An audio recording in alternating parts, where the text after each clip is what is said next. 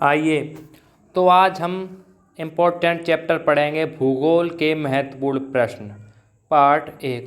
इसमें हम आपको भूगोल से संबंधित जियोग्राफी से संबंधित बहुत ही महत्वपूर्ण क्वेश्चंस कराएंगे। तो आगे बढ़ने से पहले मैं आपसे कहना चाहूँगा कि आप मेरा चैनल सब्सक्राइब कर दें, जो आपको समय समय पर उपयुक्त सामग्री स्टडी के लिए मिलती रहे, जिससे आप कंपटीशन में एक बेहतर परफॉर्मेंस दे चुके हैं। क्योंकि आज के युग में हम देख रहे हैं कंपटीशन में कि भूगोल से बहुत ही महत्वपूर्ण प्रश्न आने लगे हैं। इसी बीच हम आपके लिए एक छोटा सा क्विज या फिर आपके रिवीजन के लिए क्वेश्चन लाए हैं, या फिर आप देखते जाएं तो मैं आपको इनको देखते ही देखते याद करा दूंगा। चलो बढ़ते हैं अपने पहले क्वेश्चन की तरफ। जैसा कि आपको दिख रहा है, भूगोल का जनक किसे कहा जाता है? एरोटस्थनीज। नीज, तो इसको हम कैसे याद करेंगे? भूगोल का जनक किसे कहा जाता है? एरोटस्थनीज। नीज मतलब कि भूगोल, गोल है क्या? नीज। नीज क्या है? गोल। तो ऐसे इससे क्या हो गया? एरोटस्थनीज। तो भूगोल का जनक किसे कहा जाता है बच्चों? एरोटस्थनीज को। अब नेक्स्ट क्वेश्चन की तरफ बढ़ते हैं। भूगोल को मानव पारिस्थितिकी के रूप में परिभाषित करने वाला विद्वान कौन है? भूगोल को मानव मतलब इंसान, पारिस्थितिकी के रूप में परिभाषित करने वाला विद्वान कौन है? H.H. बेरोज। कौन है? H.H. बेरोज। इसको कैसे याद करेंगे? कोई मानव था, वो बहुत बेरोजगार था, तो उसने उसकी बहुत ही खराब परिस्थितियाँ थी, इसलिए उसने उसको क्या कर दिया? मानव पारिस्थितिकी के रूप में परिभाषित कर दिया भूगोल को। तो वो कौन है? H.H. बेरोज। भू आकृति विज्ञान का जन्मदाता किसे माना जाता है? भू आकृति विज्ञान का जन्मदाता किसे माना जाता है? आंसर है बच्चों पेसल। अब नेक्स्ट क्वेश्चन की तरफ बढ़ते हैं बच्चों। भूगोल पृथ्वी को केंद्र मानकर अध्ययन करने वाला विज्ञान है, ऐसा किसने कहा था? भूगोल पृथ्वी को केंद्र मानकर अध्ययन करने वाला विज्ञान, ऐसा किसने कहा था बच्चों? बारेनियस ने। किसने बच्चों? बारेनियस ने। सौरमंडल के बारे में विश्व के समक्ष जानकारी प्रस्तुत करने का श्रेय किस विद्वान को है? सौरमंडल के बारे में विश्व के समक्ष जानकारी प्रस्तुत करने का श्रेय किस विद्वान को है बच्चों? कोपरनिकस। ये तो आपने पढ़ाई होगा, बहुत ही आसान सा क्वेश्चन है। तो हम नेक्स्ट क्वेश्चन की तरफ बढ़ते हैं। सूर्य के चारों ओर घूमने वाले खगोलीय पिंड क्या कहलाते हैं? जो सूर्य होता है उसके चारों तरफ जो खगोलीय पिंड घूमते हैं उनसे हम क्या कहते हैं? ग्रह। भूलोग भूतल का अध्ययन, ऐसा किसने कहा था? भूलोग भूतल का अध्ययन है, बताइए ऐसा किसने कहा था? किसने? कांट ने। किसने? कांट ने। सौरमंडल में कुल कितने ग्रह हैं? 8। तो आपको भी पता होगा 8 है। पहले कितने थे? 9, लेकिन अब कितने हो गए? 8। ये कब हुए? 2009 के बाद। ये नोट कर लेना, इंपॉर्टेंट क्वेश्चन बन सकता है कि ये नहीं आएगा। मोस्ट इंपॉर्टेंट थिंग ये है कि ये कब थे? 2009 में, उसके बाद 8 हो गए।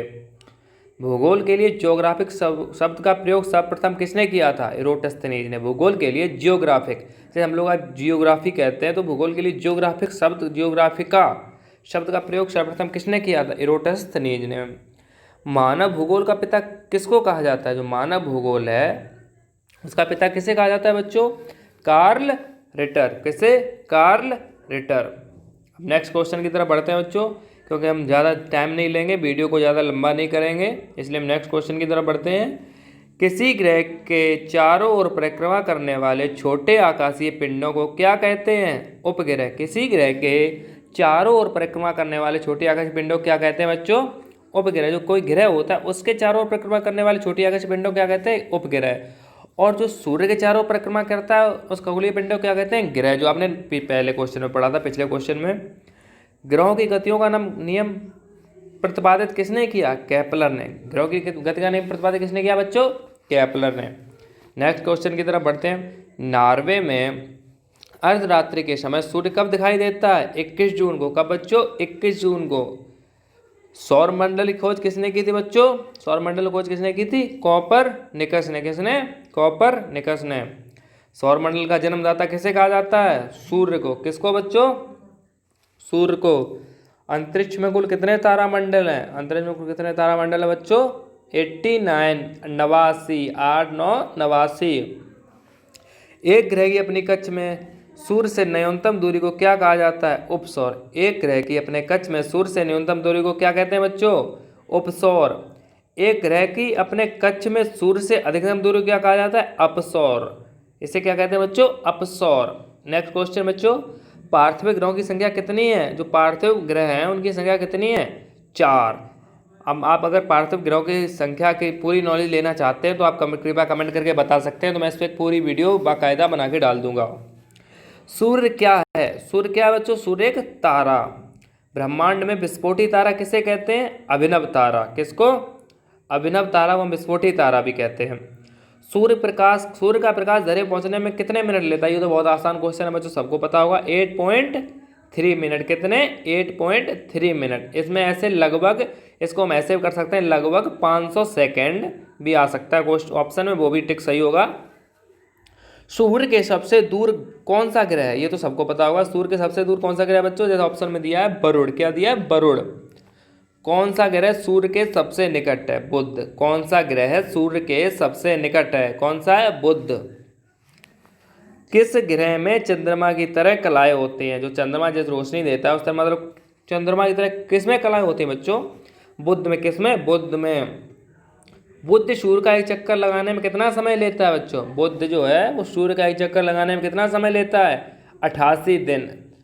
सौर मंडल का अत्यधिक तीव्र ग्रह कौन है? जो सौर मंडल है उसका अत्यधिक तीव्र ग्रह, मतलब तेज ग्रह कौन सा है? बुध। किस ग्रह को पृथ्वी की बहन कहा जाता है? इसको तो आप भी समझ जानते होंगे, शुक्र को।